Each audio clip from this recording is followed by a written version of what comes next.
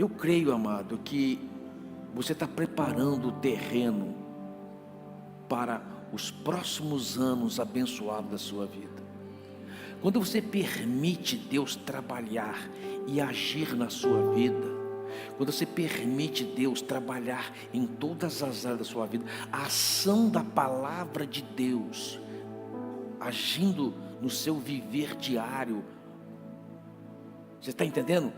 Quando você permite isso, Deus começa a trabalhar de forma extraordinária no seu futuro. Eu acho que a pessoa mais feliz da terra é aquela pessoa que tem essa consciência. Tudo que acontecer na minha vida acontecerá por permissão de Deus, porque eu sei que a minha vida pertence a Ele, e se a minha vida pertence a Ele, tudo o que acontecer nela é por permissão dEle. E se Ele permitiu para que aconteça, de alguma forma, de alguma maneira, vai se transformar em bem para mim. Você sabe, esse entendimento espiritual ajuda você a ter paz, ajuda você a dormir melhor, ajuda você a olhar para o futuro com esperança, ajuda você a não ter medo do futuro, e sim esperar no futuro coisas boas da parte de Deus. Amém? Quem pode dizer glória a Deus?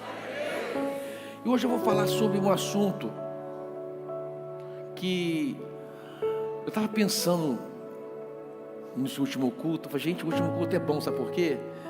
Eu já preguei nos 3 cultos, eu vou economizando energia, e chega na hora de vocês eu transbordo. Eu estava ali orando, Senhor Deus, renova a minha força, a minha energia espiritual, a graça do Senhor sobre a minha vida, para que eu possa entregar o melhor para esse povo que está aqui esta noite. E eu creio nisso, amado. Eu creio mesmo que a palavra de Deus vai trazer um efeito extraordinário na sua vida. Você crê? Então leia comigo Lucas capítulo 6, a partir do verso 6. Diz assim: noutro sábado, ele entrou na sinagoga, ele, Jesus, e começou a ensinar. Estava ali um homem cuja mão direita era atrofiada, ressequida. Era uma mão que não tinha o fluxo de sangue necessário para dar a ela vida, dar a ela atividade, dar a ela expressão. Ela atrofiada, era uma parte do corpo sem uso, sem utilidade. Estava com a mão atrofiada, uma mão assim, ressequida. Os fariseus e os mestres da lei estavam procurando um motivo para acusar Jesus. Por isso o observavam atentamente para ver se ele iria curá-lo no sábado. Sabe que o homem entrou lá com a mão ressequida no templo, na sinagoga, entrou. Rapaz, eu fico pensando nesse homem. Esse homem foi palco de uma disputa, e ele foi abençoado por causa disso. Esse homem que chegou sem nenhuma pretensão, como um dia qualquer, não sei, fiquei pensando o dia todo, qual seria a motivação desse homem, com a mão atrofiada, entrando na sinagoga, sabendo que a lei dizia que no sábado não podia ser curado, porque na lei só uma pessoa com perigo iminente de morte, só uma pessoa que estivesse numa situação mesmo de morrer, poderia receber cuidados médicos, ser tratada. No sábado não era permitido. Como ele era um homem que já havia muito tempo dessa condição, não fazia diferença para ele. No sábado não era permitido para ele ser curado, se ele tivesse a esperança, mas ele não tinha. Esse homem tornou-se o palco de uma disputa extraordinária. Os fariseus ali observando se Jesus ia fazer alguma coisa com ele. Mas Jesus sabia o que eles estavam pensando, e ele disse ao homem da mão ressequida: levanta-se e venha para o meio. Ele se levantou e foi. Jesus lhe disse: eu lhes pergunto, o que é permitido fazer no sábado? O bem ou o mal? salvar a vida ou destruí-la. Sabe, Jesus estava ali colocando em xeque-mate os pensamentos dos fariseus.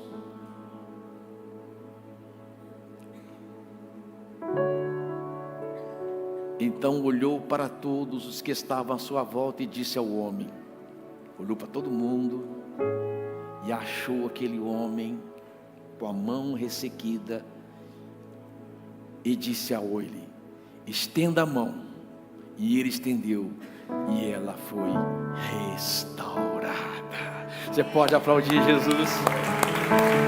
Que Jesus extraordinário, que Jesus maravilhoso, que acha alguém no meio da multidão, mesmo que entrou no meio dessa multidão, sem uma expectativa de cura, sem uma esperança de ser restaurado, sem nenhuma pretensão de ser acudido, ele entra e vai, e Jesus o acha no meio da multidão. Sabe, amados, os fariseus estavam ali, eles tinham já discutido anteriormente com Jesus acerca do sábado. Jesus com seus discípulos entraram numa plantação de milho para comer no sábado. E eles falaram, vocês estão fazendo o que não é lícito fazer no sábado, que é entrar numa plantação e colher. Jesus disse, eu sou o Senhor do sábado. Eu sou maior do que o sábado. E eles já ficaram enfurecidos, porque o sistema religioso, amado, cheio de regras, ele não pode fazer nada para uma pessoa necessitada, apenas impõe regras religiosas, que nada pode fazer por uma vida. Jesus sim, ele pode fazer por uma vida.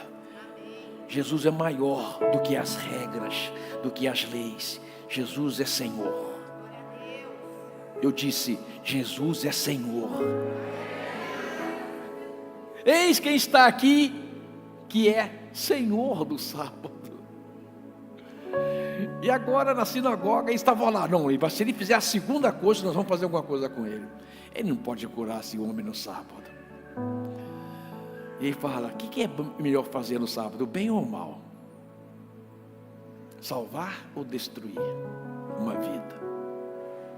Sabe, amado, eu não sei como que você entrou aqui esta noite. Quais as expectativas que você entrou aqui esta noite? Eu não sei qual área da sua vida que possivelmente possa estar ressequida. Tem gente que o casamento está ressequido. Tem pessoas que olham para o seu casamento, para o seu relacionamento conjugal e dizem, acho que não tem mais jeito, morreu,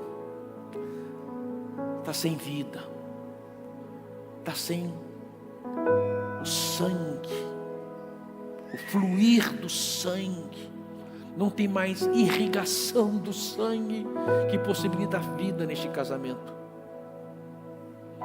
Tem pessoa que está com uma outra área ressequida, quem sabe a área financeira, trabalho. A pessoa já está pensando assim, olha, não tem mais jeito, eu tenho lutado e a vida não muda, eu tenho que me conformar com a situação, porque aquele homem com a mão ressequida, ele já estava conformado com a situação dele. Ele não entrou na sinagoga para ser curado, ele entrou na sinagoga como qualquer outro dia que ele entrara anteriormente. Jesus que o achou. E tem muita gente assim, eu já estou num conformismo, eu já estou vivendo numa situação de que tenho que aceitar essa sina na minha vida. Não! Não! Tem gente que está atrofiada na área emocional. Gente, como tem pessoas hoje que não acreditam que vai mudar, recebe um diagnóstico e vive em função desse diagnóstico. E amado, deixa eu falar para você uma coisa, Jesus cura essa área emocional na sua vida. O sangue de Jesus Cristo começa a entrar na sua vida, amado. começa a irrigar as suas veias, a vida de Jesus começa a entrar em você, e Ele começa a restaurar todas as áreas ressequidas da sua vida. Você pode dizer glória a Deus?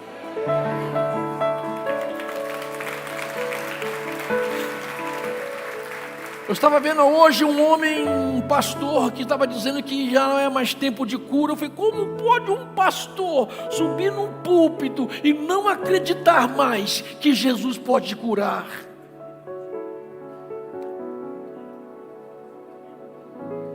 Como é que a pessoa fica tão enrolada num sistema religioso?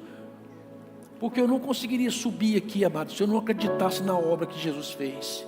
Ele diz, maiores obras farão em meu nome. Eu tenho que acreditar. Eu preciso acreditar. Eu acredito que Jesus faz uma obra extraordinária na vida das pessoas, no casamento, faz uma obra extraordinária na vida financeira, faz uma obra extraordinária na saúde, opera milagre de cura na saúde, na área emocional. Jesus faz. Você pode aplaudir Jesus?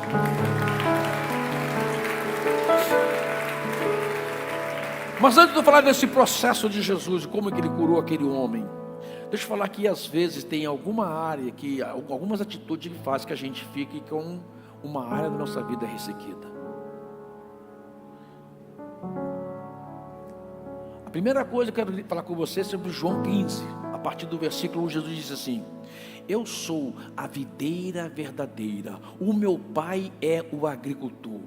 Todo ramo que estando em mim não der fruto, ele corta. Mas todo ramo somos nós somos os ramos que está ligado à videira que é Jesus Cristo. E todo ramo que estando em mim der fruto, ele limpa, ele poda, para que produza mais fruto ainda. Vós já estáis limpos pela palavra que os tenho pregado.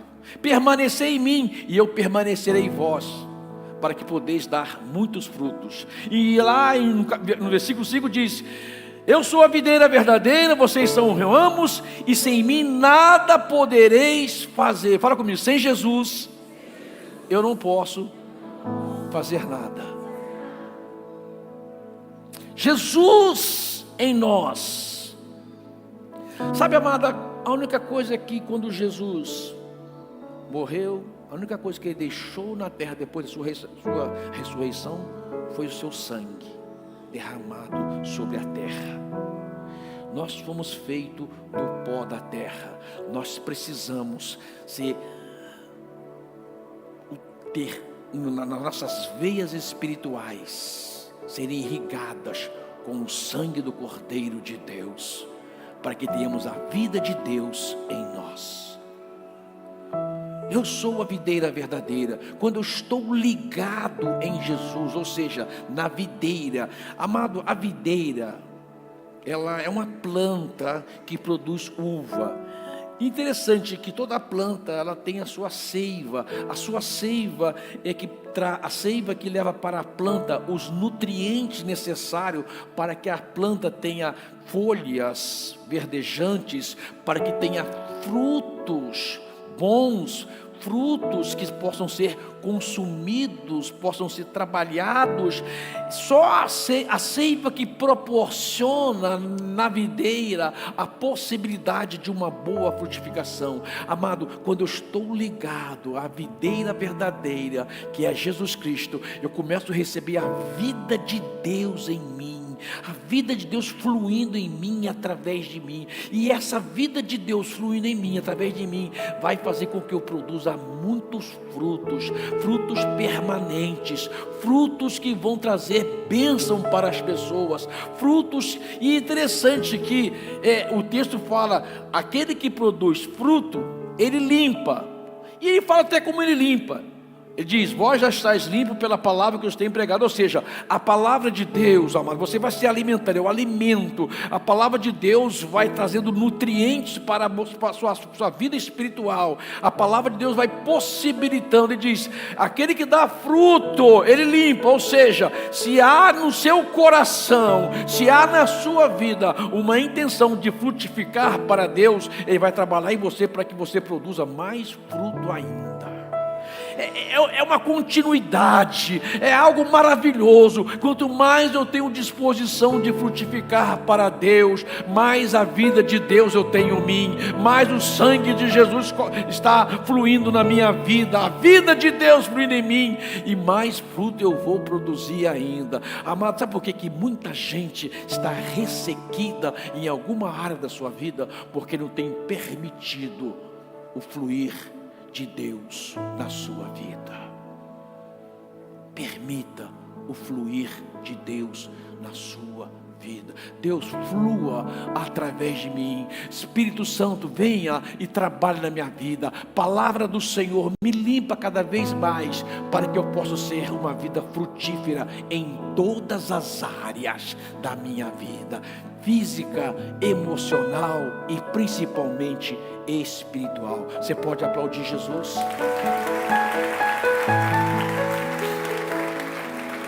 Os nossos ramos não podem secar, porque se secar ele corta e lança fora. Ramo seco não tem utilidade para Deus. Ramo seco sem vida não tem utilidade para Deus. A segunda coisa, amado, que nós precisamos ter cuidado é com as nossas raízes, que às vezes estão doentes. Hebreus capítulo 12, versículo 15 diz assim: cuidem que ninguém se exclua da graça de Deus, que nenhuma raiz de amargura brote e cause perturbação, contaminando muitos. Sabe, uma das coisas que tem feito muitas pessoas serem infrutíferas, ou tem levado que os seus galhos se sequem, tornam-se ressequidos, improdutivos, chama-se raiz de amargura. Pessoas que guardam ressentimentos do passado, pessoas que por causa de uma frustração, ou porque algo não aconteceu como ela gostaria que acontecesse, carrega isso na alma, a alma fica doente, a raiz fica doente, e todo o corpo, toda a planta sente. O fruto não é um fruto qualificado, o fruto é um fruto que não possa ser aproveitado. As folhas são folhas minguadas, as folhas são folhas murchas, não são verdejantes. Por quê? Porque a raiz está doente. A raiz não permite a seiva, o nutriente que é a vida de Deus chegar até o fruto. Raiz de amargura, ressentimentos, mágoas, frustrações, pessoas que ainda não sabem lidar com a perdas. Você está entendendo? A gente tem que olhar, amado, quando você vive preso no seu passado, você não é feliz no seu presente, e o seu futuro é um futuro sem esperança. Trata das coisas que estão lá no passado, cuida da raiz, tira a raiz de amargura para você ser curado, para que a vida de Deus comece a fluir em você a partir lá da raiz. Não permita, amado, que algo que prejudicou você lá atrás continue prejudicando até hoje. Tem gente que não consegue perdoar. Interessante como que a gente fala sobre perdão na igreja, porque perdão, amado, é a maior arma, a mais poderosa arma de restauração na vida da pessoa. Quantas pessoas são curadas na alma só quando entendem o que é perdão? Pensam que perdão é um sentimento, que precisa vir como um sentimento para que você possa perdoar. Amado, perdão não é um sentimento, perdão é uma decisão da sua vontade. Perdão é mais racional do que você pensa. Perdão é você avaliar a situação, receber um entendimento do que está se passando, receber uma instrução do que está se passando, e você tomar uma decisão racional. Eu vou perdoar, porque se eu perdoar, eu vou ser abençoado. A partir do perdão vem a bênção, a partir do perdão vem a restauração, a partir do perdão o milagre acontece. Você pode dizer glória a Deus? Trate da raiz. Não adianta nada você tentar consertar o fruto, não adianta nada você enfeitar a árvore, se a raiz tem amargura. Você está entendendo? Fica ressequido. Outro motivo que leva as pessoas a ficarem atrofiadas, ressequidas em alguma área da sua vida, é porque ainda não entenderam que ao ser chamado por Deus, são pertencentes a Deus. Ao ser pertencente a Deus, precisam ser instrumento na obra de Deus. Paulo, no capítulo 2 do livro de Efésios, ele diz assim no verso 10: porque somos feitura sua, criado em Cristo Jesus para as boas obras, as quais Deus antes preparou para que andássemos nela. Aleluia! Olha que Paulo fala sobre você, amado, ele fala: porque somos feitura sua, ou seja, feito por Deus. Eu pesquisei essa palavra no grego, poema, alguma coisa assim, mas o sentido é que é algo feito de maneira artesanal, algo feito de forma, singular. Tudo que é feito de forma artesanal é feito de forma singular, nenhum é feito igual ao outro. Somos feitura dele, algo que foi feito para um propósito determinado. Somos feitura dele. Amado, você foi feito para fazer a obra de Deus, você foi feito para glorificar a Deus, você foi feito para adorar a Deus. E ali diz: somos feituras de Deus, criados em Cristo Jesus, ou seja, o meu novo nascimento revela a minha verdadeira identidade. O meu novo nascimento me coloca na posição do qual Deus me criou para ser. O meu novo nascimento em Cristo Jesus me ajuda a compreender que eu sou feito por Ele, para Ele. Aleluia! Feitura dele, querido. Quando você olha no espelho lá, você vê essa cara lindona que você tem. Você fala: foi Deus que fez. Perfeito. Foi Deus que fez. E fez para um propósito. Eu não sou obra do acaso. Deus planejou você. O que a Bíblia diz, amado, eu acredito no que a Bíblia diz. Você tem que acreditar no que a Bíblia diz. É uma das formas que você tem, uma das armas que você tem para combater as mentiras do diabo, que muitas vezes quer roubar a sua identidade.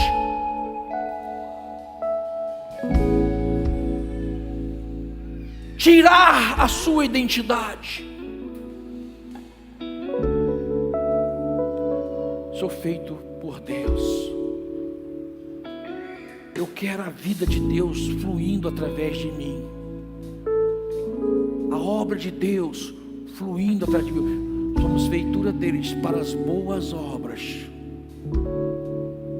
Quem crê nisso, dá glória a Deus. Então, queridos, Deus quer restaurar a área ressequida da sua vida. Deus quer levar você para 2026 vivendo um novo patamar espiritual. Deus quer levar você para 2026, 2027, 2028 para viver de forma extraordinária.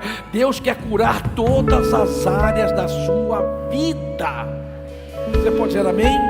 Você pode dizer glória a Deus?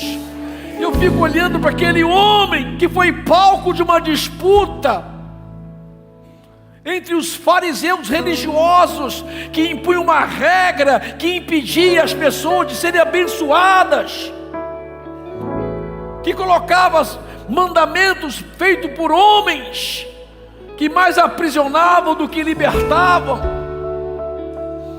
E Jesus, o autor da vida, Jesus, aquele que veio restaurar, Jesus, aquele que veio curar, libertar. E de repente aquele homem entra na sinagoga, e Jesus fala para ele: vem do meio, ou falou, sai da margem. Talvez você pense, amado, que a sua vida é medíocre. Talvez você pense que ela não vai mais mudar, não tem mais possibilidade de ser transformada. Mas o Espírito Santo está dizendo a você hoje, a palavra de Deus está dizendo hoje: sai da margem e vem para a profundidade, aonde o milagre acontece.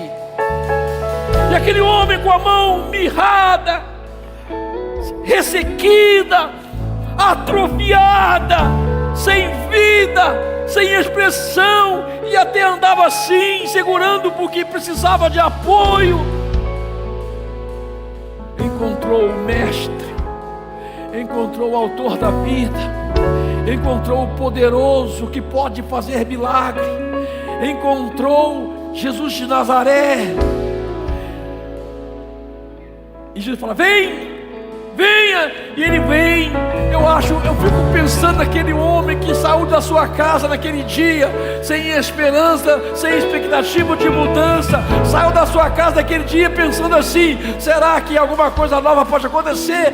Mas acho que nada vai acontecer, nunca tem acontecido mesmo. Vai ser mais um dia, vai ser mais um sábado na sinagoga, como qualquer outro. Mas de repente, amado, naquele sábado encontrava-se na sinagoga o Senhor dos Senhores, o leão da tribo de Judá, a raiz de Davi, o Messias, o escolhido de Deus, aquele que veio para curar, restaurar, libertar. Ali estava a videira verdadeira, ali estava o homem de Nazaré para curar, libertar aquele homem.